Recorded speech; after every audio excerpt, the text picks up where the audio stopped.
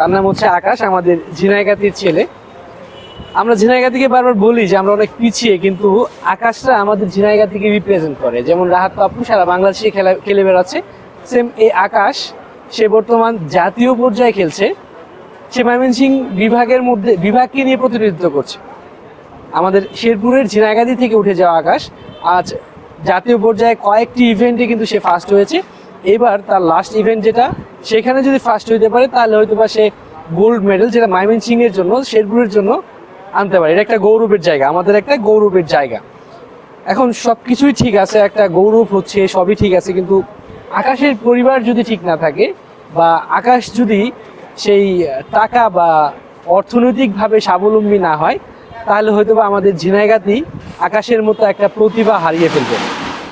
আমি যেভাবে বলছি, মানে আমার কথাগুলো হয়তো বা শুনতে কেমন জানি লাগবে, হয়তো বা অনেকেই আমাকে অনেকভাবে খোঁচা দিয়ে কথা বলতে পারেন, কেন তোমাকেই করতে হবে?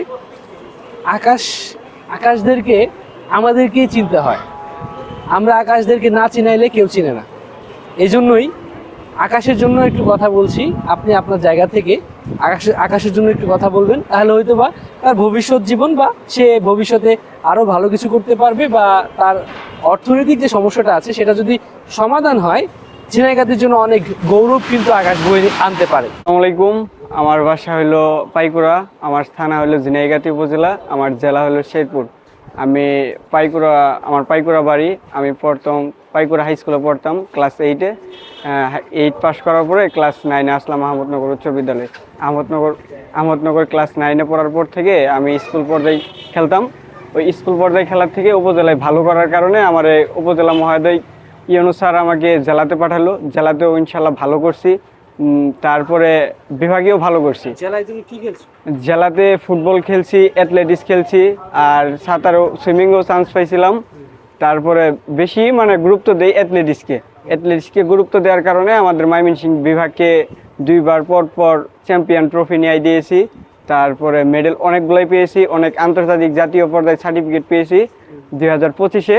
আর 2026-এ আমি জাতীয় পর্যায়ে অংশগ্রহণ করেছি। জাতীয় পর্যায়ে 200 মিটার দৌড়ে ফার্স্ট হয়েছি এবং 400 মিটার দৌড়েও ফার্স্ট হয়েছি। 100 মিটার দৌড়ে সেকেন্ড হওয়ার কারণে বাদ পড়ে যাই। পরে 200 মিটার দৌড়ে 3বার পর ফার্স্ট হয়েছিলাম, তারপর আবার বাদ পড়ে যাই। পরে 400 মিটার মানে এখনও 4বার ফার্স্ট হয়েছি।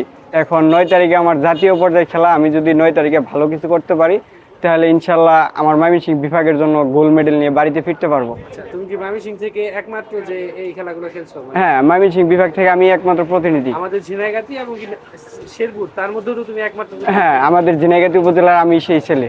আচ্ছা, তোমার নামটা কি বললা? আমার নাম আকাশ।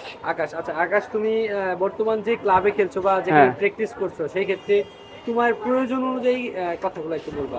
হ্যাঁ, প্রয়োজন আমার ক্লাবে বর্তমান আমার অনেক স্যাররা কিছু মানে জুতা দিয়েছিল। আমার যে জুতা নিয়ে এখন প্র্যাকটিস করতেছি, এই জুতাটা অনেক ছিঁড়ে গেছে। স্যাররা কিছু মানে জুতা দিয়েছিল। আমার যে জুতা নিয়ে এখন প্র্যাকটিস করতেছি, এই জুতাটা অনেক ছিঁড়ে গেছে, অনেক কষ্ট লাগতেছে।